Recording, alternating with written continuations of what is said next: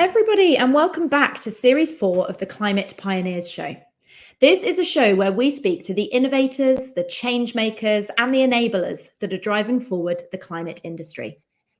Each of our series have had a different focus, and in previous series, we've featured the stories of early stage startup founders in the UK. We've heard the insights and the advice of climate tech investors, and we've heard the stories and frustrations of female climate tech founders and their thoughts on the gender funding gap. And now we're back for Series 4, which is our first US-focused series, featuring the stories of climate tech innovators on the East Coast of the US. We're going to learn about the important work that they're all doing to combat the climate crisis, and we're going to dig into what inspired them to take action in the first place. We're going to learn about the challenges that they've faced in those first few years as a founder, but most importantly, we're going to get their tips. We're going to get tips on the communities and organizations that have supported them along the way, the books and the podcasts that they would recommend, and the productivity hacks that they use to manage their workload. So let's get stuck in. This week, I am delighted to be joined by Meredith Danberg-Ficarelli, co-founder and CEO of WATS. Back in 2021, Meredith and her co-founder Laura founded WATS to digitize the world of business waste management and bring it kicking and screaming into the 21st century. Meredith's worked in waste management and reduction in one form or another for over 10 years now, whether that be helping restaurants to reduce their waste through to leading a waste-focused consulting startup, and currently as board member of the US Composting Council. I'm really looking forward to hearing all about her journey and her mission to modernize and improve waste management. So Meredith, thank you so much for joining me this morning. Cherry, thank you for the lovely introduction. I'm happy to be here. My pleasure. and thank you. We were just talking before we went live about the fact that it's 8 a.m. for you now and you are seriously under-caffeinated. So thank you. We'll get to that. We'll get to that in half an hour. Exactly. Talk about time management. Yeah, you can caffeine. That's the only tip. Productivity hack, caffeine. Yeah. So I've given a bit of an intro as to what WATS does, but talk me through the problem space that you're in, why your solution is so important, and what it is yourself and Laura are working on. Sure. Climate change is at the center. We'll get into this later, but an obsession with food waste is really what brought us to this space.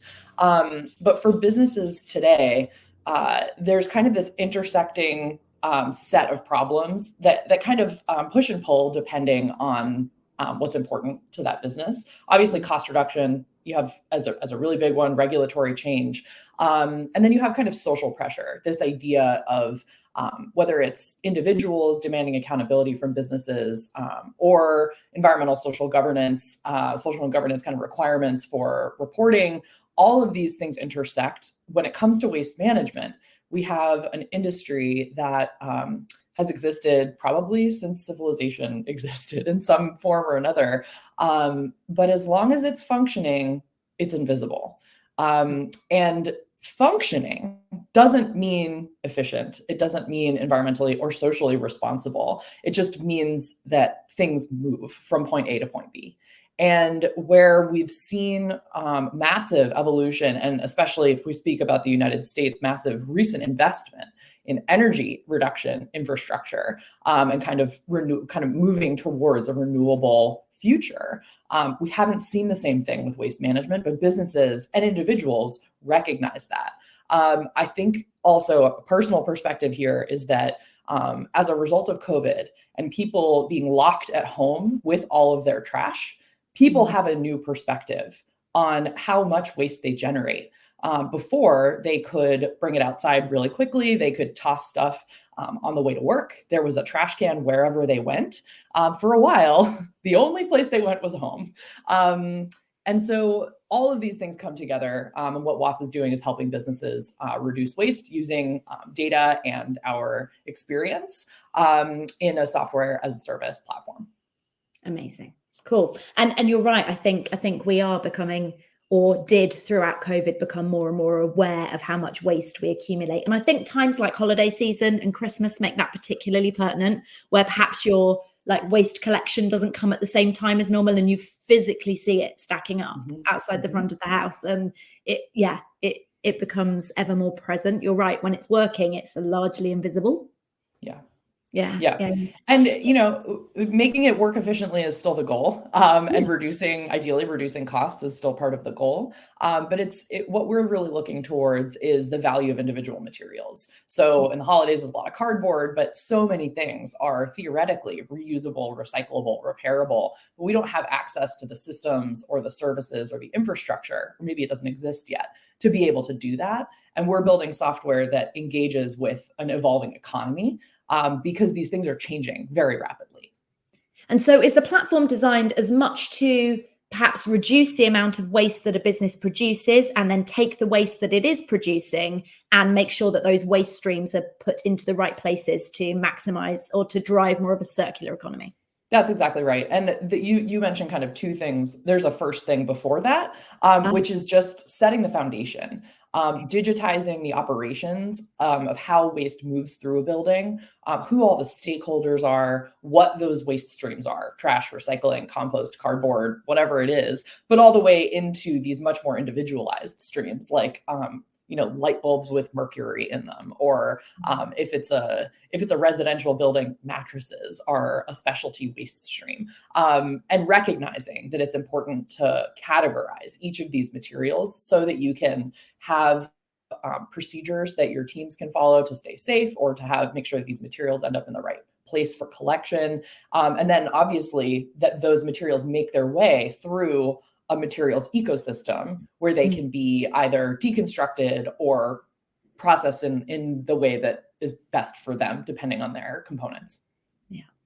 Okay. And where did the passion for climate and sustainability come from? You said all this kind of comes from a real kind of bugbear around food waste. Was that the kind of the seed of where it came from, or was there a broader interest in climate that preceded that? What was the journey there? Yeah, when I was in grad school, I went to the New School in New York. My master's degree is in urban policy and sustainability management. And I got very lucky. I traveled to Beirut in Lebanon for the summer of 2011 with a few other students.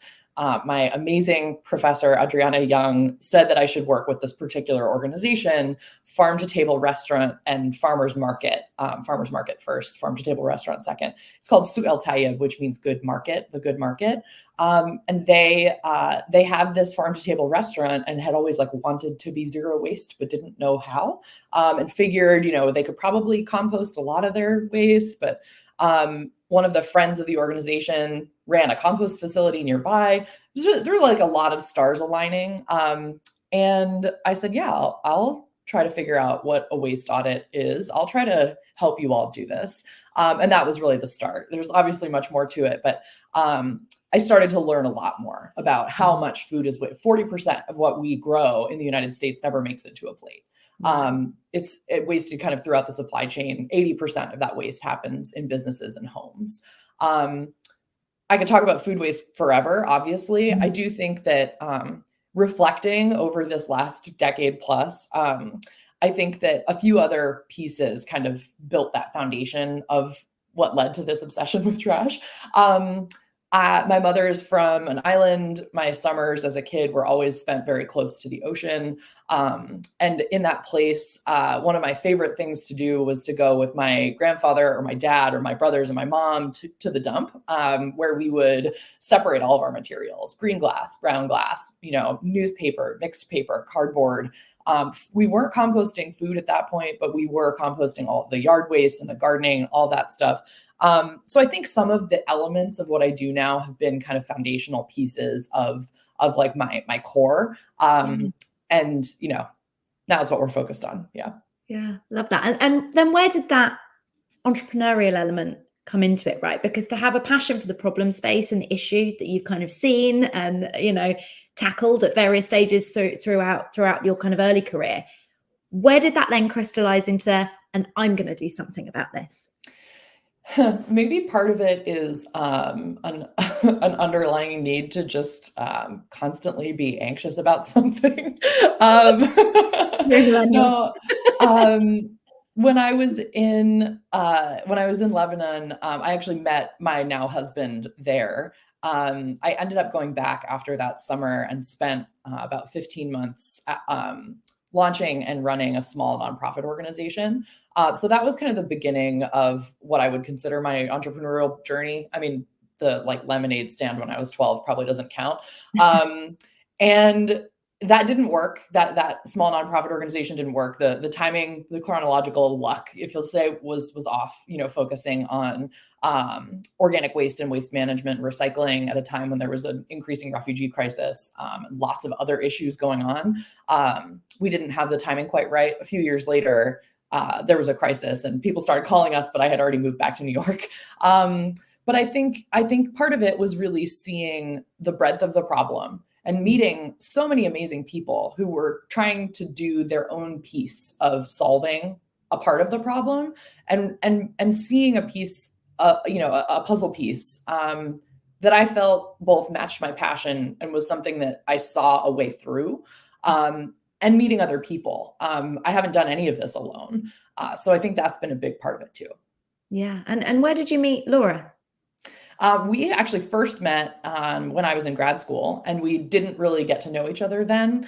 She was taking a continuing education course, and we happened to have sat next to each other during this like Sustainability 101 class. And it was a few years later, after I had come back from Lebanon and was working at the Lower East Side Ecology Center here in New York. I was running a sustainability consulting internship program and would bring the interns to different experts. And my predecessor had like passed down this relationship with this waste lady in New York.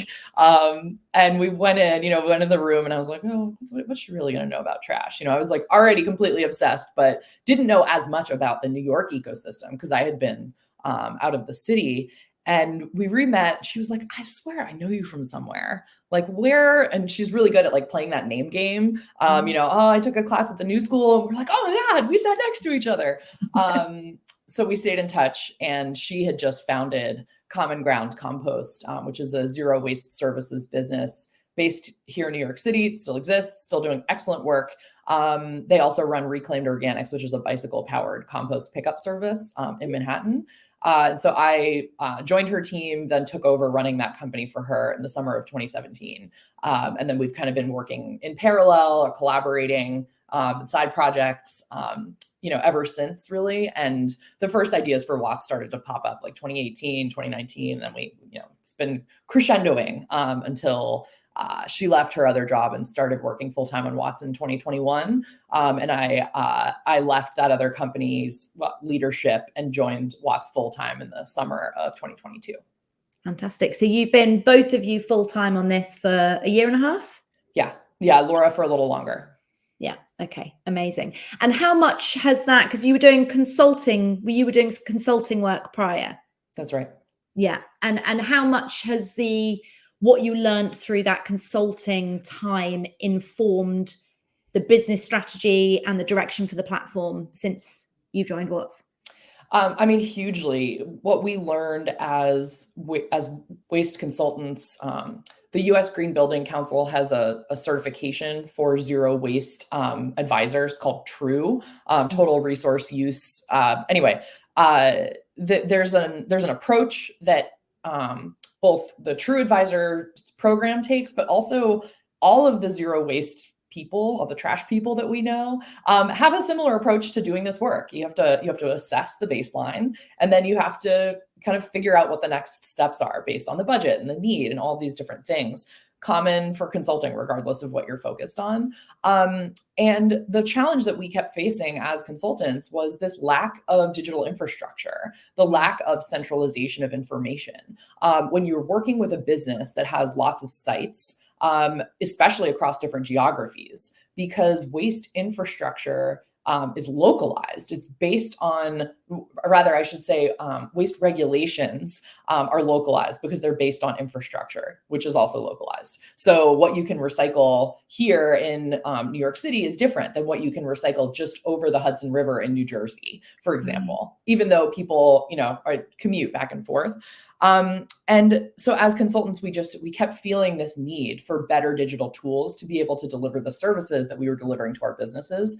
And we initially started building, Laura's sister initially started building some low code modules for us to use as consultants. And then we realized years ago, like this is so much more than us just building a tool for ourselves to do our work more efficiently. This is a product that businesses need to be able to use so that they can do their work and be empowered to do more work at much larger scale and have a much greater impact. And that's a huge research and data challenge, right, as a business, because as you just said there, in different areas and different geographies and territories, there are different things that can be recycled in different ways. Right. That must be a massive challenge for you in terms of building this out.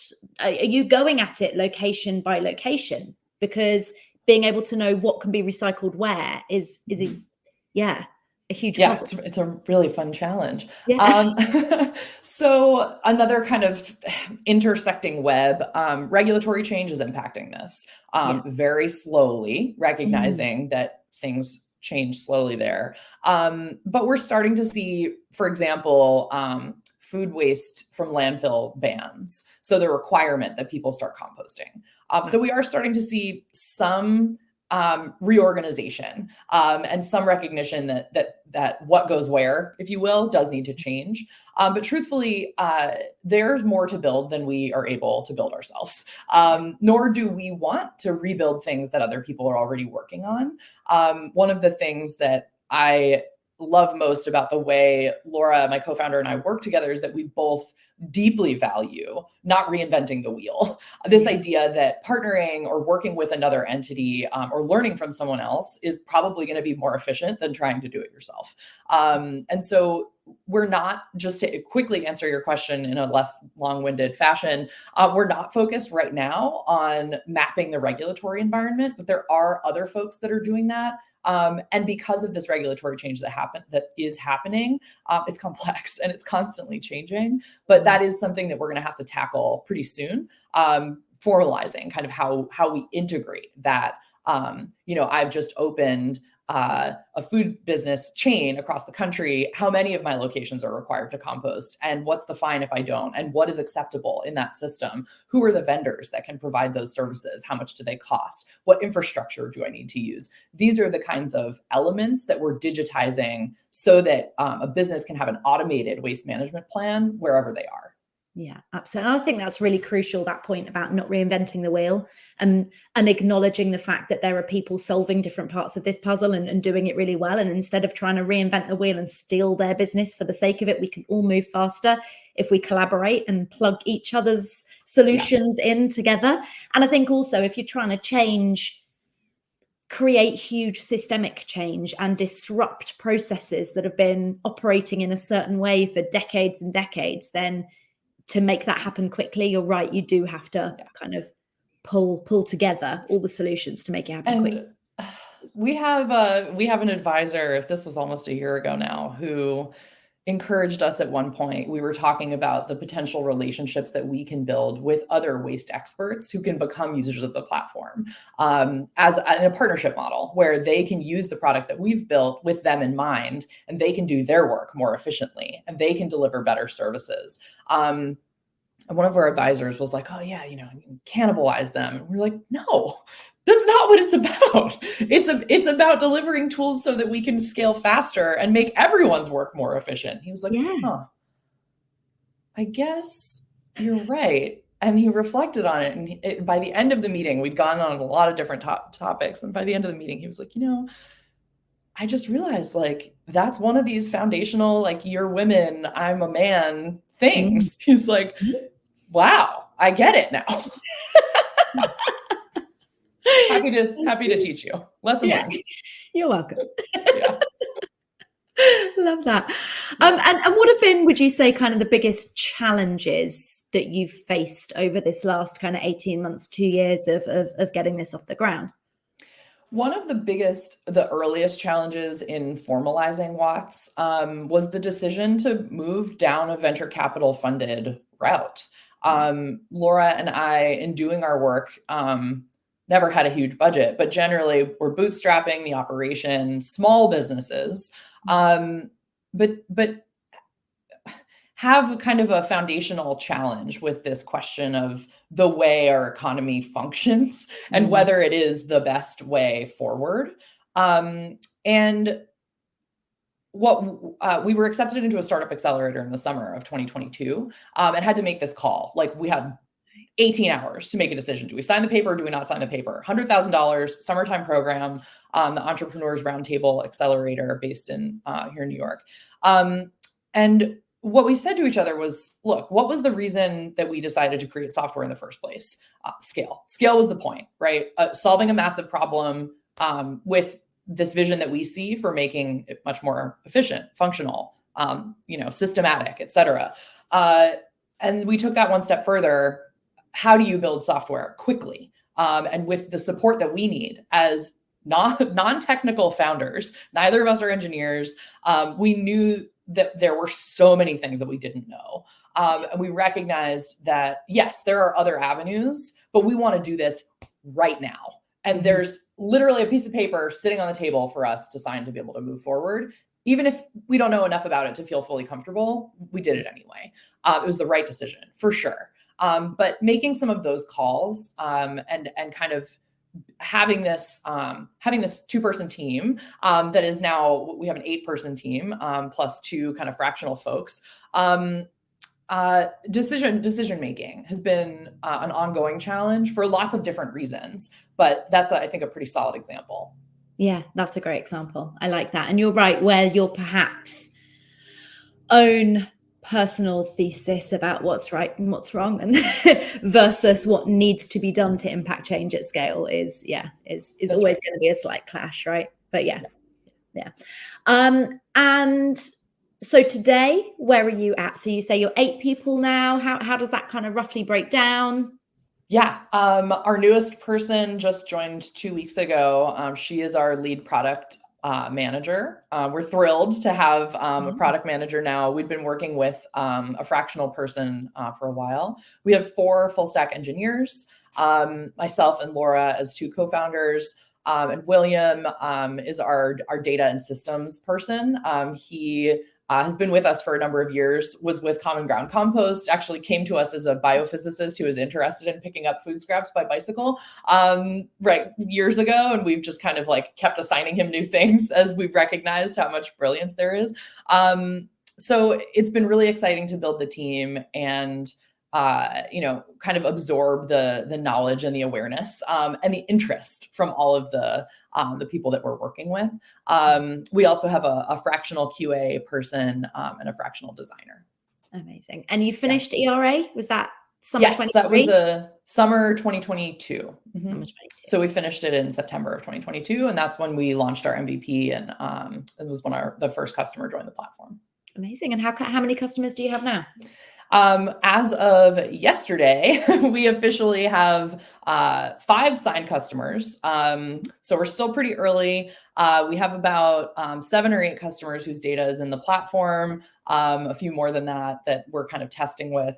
And our goal here in terms of sales is to reach somewhere in between $250,000 and $350,000 in annual recurring revenue, probably early next year, before we start to raise a next round, a seed round.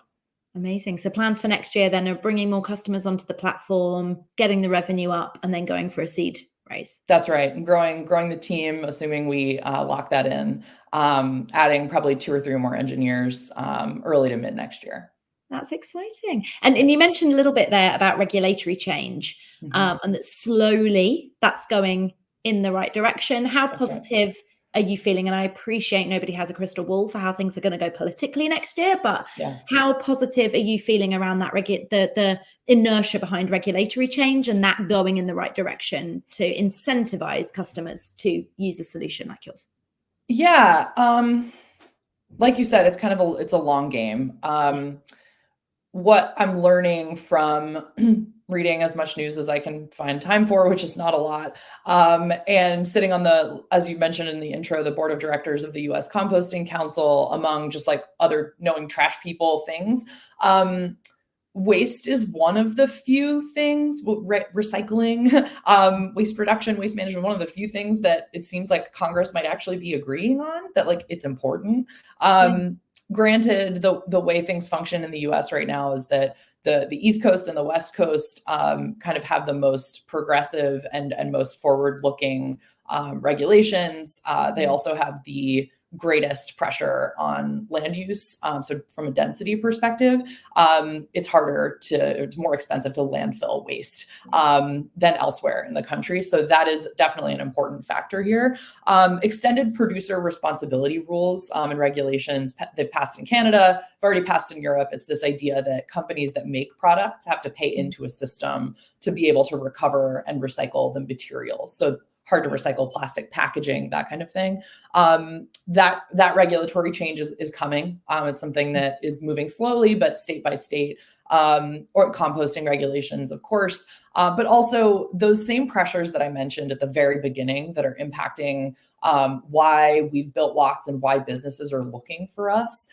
These factors about regulatory change and kind of corporate requirements and social pressure, these same things are impacting and I think are a part of how individuals are looking at what they want to be able to do with their trash. And there's frustration, and people are contacting companies saying you need to do better. Companies are then contacting governments and saying you need to make me do better. So there's a lot of communication happening that hasn't been going on before. And definitely, I mean, having seen recently with the kind of changes and due to the budget cuts, the rolling back, the removal of the community composting in New York, and the frustration that I've definitely heard and felt in various WhatsApp groups that I'm part of around those changes are things like that kind of driving individuals to put that pressure. Yeah, thank you so much for bringing up community composting. I blame the lack of caffeination for not having said anything. So I'm sorry, New York City community composters. If anyone wants to go to grownyc.org, there's a petition. Any New York City resident, please sign the petition. But the short version is that the mayor's budget has defunded all of New York City's community composting budgets. Composting will still exist in the city, but not in the same form. It's actually anaerobic digestion. This is like its own 20-hour long conversation, but the short version is that community composting has existed for decades. It is an incredible mechanism to engage with people. I was just telling a story last night at our team dinner that on January 6, 2021, the crazy day that happened here in the United States with people scaling the walls of the Capitol building, I spent with William and some of the rest of our team on average COVID Wednesday uptown on the Upper West Side at our pop-up compost drop-off because people had lost access to composting in the first round of Save Our Compost New York City because COVID budget cuts had led to cuts in community composting budgets. And people came to the compost drop-off with their food scraps in their masks. And they said, life is already crazy enough. Like, you have already been one way that I've been able to like be around people outside and be safe during the pandemic. And then today with this shit that's happening, I just needed a little bit of normalcy, and bringing my food scraps to you has done that for me. And it's being defunded again. And we can't do that. It's such an important community building opportunity, educational opportunity. Our soils need the value of locally composted organic material because it's higher in value. It has more nutrients. There's more biodiversity. There's so many reasons that this matters. And I understand that progress also matters, but there are ways that we can do both of these things together. Exactly that. And so just give us that address to sign the petition again for anyone that's listening. Yeah, grownyc.org. Amazing. Thank you so much. So we always round these episodes out with 3 quick-fire questions. So the first one being a recommendation for any people-based resource, community or organization that's helped you along the way so far that you would recommend. Community composting. Perfect. For sure. Love it. Google it in your community. And the second being a media-based resource. So a book, podcast, TED Talk, documentary, whatever it may be that's been valuable and taught you something along the way. The Ologies podcast. You can find it on Spotify. It's just so interesting, and it's not a business resource. It's just awesome. So the Ologies, not theology. The Ologies. Yeah. Okay. Cool. I'll check it out. Yeah. And then the final one being a productivity tip.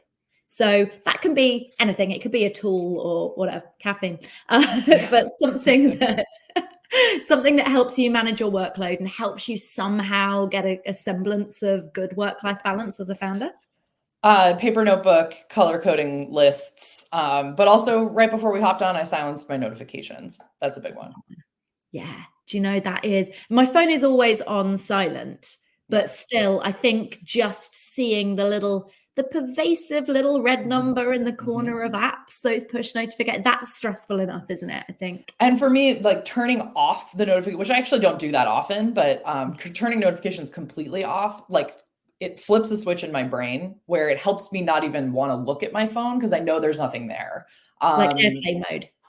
Yeah, I mean, it's, you know, just like the sleep mode. Yeah. I never use that. I might try it. Try it. But you're right. I read Indistractable. I'm just looking up my bookshelf now to try and remember what it's called. Indistractable by Nir Eyal. And that was really good. And it's made me really aware of my default, that if I'm doing a task or I'm doing something that's really challenging, over challenging or mundane, your brain craves that dopamine hit, and I'll go to pick my phone up and check Instagram or look at something. And it's so interesting that just having read that book makes me stop for a second to go, I know what I'm doing. I know why I'm doing that. I'm doing it to get silly little drink water instead. Yeah. Because what I'm doing is boring me. Yeah. But it's just being aware of that is enough to make you go, God, don't be so silly. And you put it down again. And but yeah, focus time or sleep mode is a good one. Yeah. Yeah. Well, Meredith, thank you so much for joining me at what is very early in the morning still for you. I really, really appreciate it. And thank you for being so generous with your time, your knowledge, and your experience and sharing all of that with us. Of course. Yeah, thanks for having me. I'm going to go get some coffee now. Please do. And thank you to everybody that's joined us and listened, whether you're listening live today or whether you're listening on catch up. I really appreciate it. We've got a few more episodes coming to you. In fact, we've got one tomorrow, back at our usual time. So please come back and join us then, where we're going to be joined by Chris from Matcha Electric. So say hi for me. Oh, you know, it was him who recommended that I should give you a call. So it's all full circle. But thanks again to Meredith. Thanks again to everyone listening, and hopefully see you tomorrow.